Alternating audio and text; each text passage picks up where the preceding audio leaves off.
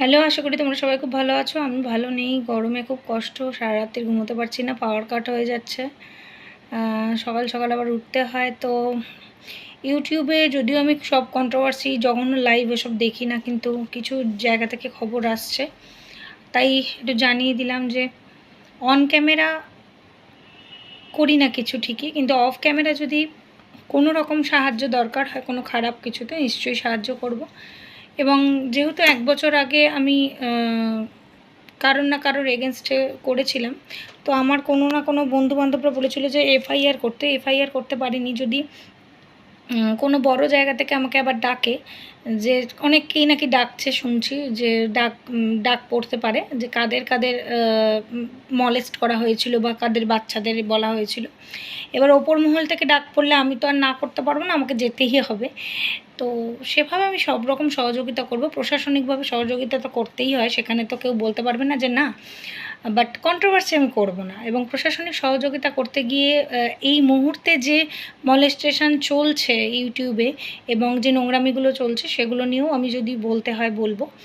একজন মানে সচেতন নাগরিক হিসেবে প্রত্যেকের বলা উচিত। তো যারা যারা এই ধরনের মানে এফআইআর বা জিডি করেছিল, আমি তো জিডি করেছিলাম, তো আমার জিডি নাম্বারটাও আছে, সে সবই আছে রেকর্ড। তো সেটা নিয়ে যদি যেতে বলেন ওপর মহল থেকে, মানে অন্যরা যারা করেছেন সেখান থেকে ডাক পড়লে তো অনেকেই যেতে হতে পারে। তো সেখানে যদি আমাকে কোনোভাবে ওপর মহল থেকে ডাকে যে যাদের যাদের হয়েছিল তাদের মধ্যে ইনিও আছেন, এরকম আমি কিছু শুনছি, তো যেতে তো হবেই, কারণ সেখানে আমার বাচ্চাও জড়িত ছিল। তো যারা যারা আমার শুভাকাঙ্ক্ষীরা বলেছিলেন যে এফআইআর করতে বা কিছু করতে, সেরকম ব্যবস্থা নিতে, সেই দিনটা যখন আসছে সেটা খুবই ভালো। তারাও নিশ্চয়ই শুনে খুশি হবে, কারণ আমার সন্তান তাদেরও সন্তানেরই মতো। তো অবশ্যই অফ ক্যামেরা যেটা করার করব, তবে অন ক্যামেরা কোনো ওই দেখিয়ে পয়সা রোজগার করার ইচ্ছা নেই। কারণ এই সমস্ত জিনিসগুলো না পয়সা রোজগারের নয়, এগুলো তো আইনত জিনিস। এগুলো যত চাপা থাকে ততই ভালো। তো আমরা তো ওরম পারি না থানার বাইরে বেরিয়ে থানার নাম দিয়ে সেটাকে কমিউনিটিতে দেওয়া, এগুলো উচিত নয়। এগুলোও আমরা দেখেছি অনেকে করেছে, থানার নামে নিন্দা করেছে। তো সেগুলো নয়, আমি এইটুকুই বলতে চাই যে বাচ্চাদের মলেস্টেশন করা, বাচ্চাদের বাজে কথা বলা, এবং আমাদের প্রত্যেকটা মহিলা হয়ে মহিলাদেরকে বাজে কথা যারা বলে যাচ্ছে, তাদের এগেনস্টে যে স্টেপগুলো নেওয়া হচ্ছে, বড় বড় জায়গায় যারা আছেন, যারা নিচ্ছেন, সেই জায়গায় থেকে যারা যারা স্টেপ নিয়েছিলেন তাদের যদি ডাক পড়ে তাদের তো যেতেই হয়। তো সেখানে আমি আমারটুকুই বলবো, আমি তো কারণ নিয়ে বলতে যাব না। প্রত্যেকটা মানুষ যদি প্রত্যেকের হয়ে বলে যে তাদের উপরে কি কি হয়েছে, তাহলে আরও ভালো হয়। তো ভিডিও করে কিন্তু কিছু হবে না, ভিডিও করে হই হই করে কন্ট্রোভার্সি করে কিছু হবে না। করতে গেলে কিন্তু কাজের কাজ করতে হবে। এবার কাজের কাজ কি? কাজের কাজ মানে হচ্ছে ঠিক জায়গায় ডাক পড়লে সেখানে যাওয়া, নিজের সমস্ত কিছু তথ্য দেওয়া এবং সব কিছু বলা।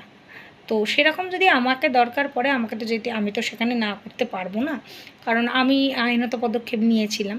এবং নিতে গিয়ে আমি যেখানে মানে স্টপ হয়ে গিয়েছিলাম, তারপরে যদি আমার বাচ্চা কোনো সুরাহা পায়, আমার ফ্যামিলি হ্যারাসমেন্ট হয়েছে, আমার বাচ্চা হ্যারাসমেন্ট হয়েছে, সেখানে যদি আমার বাচ্চা আরও জাস্টিস পায়, সেখানে তো আমি যাবোই। যাদের যাদের বাচ্চাদের নিয়ে এরকম মলেস্ট করা হয়েছে তারাও যদি এগিয়ে যায়, তারাও নিশ্চয়ই জাস্টিস পাবে। আইনের চোখে সবাই সমান, তাই না? আইনের কাছে যদি প্রুফ দেখানো যায় তাহলে তো তারা নিশ্চয়ই শুনবে, দুপক্ষেরই শুনবে। আর আমার তো বাদই দাও, আমার তো প্রথম দিনই শুনে দ্বিতীয় দিনই ধ্যাতানি দিয়ে একেবারে সিধা করে দিয়েছিল। তো সেই সমস্ত ব্যাপারটাই খুলে বলতে হবে, ডাক করলে আমি তো আর না করতে পারবো না। তো সবাই খুব ভালো থেকো, সুস্থ থেকো, সত্যের পথে থেকো, আর বাজে বাজে জিনিসগুলো দেখো না, ভালো জিনিস দেখো, ভালো কিছু করো। শরীরটা একদম ভালো নেই, নানা রকম প্রবলেম, মানসিক শারীরিক, আর বলো না, প্রচণ্ড গরম। সবাই খুব ভালো থেকো।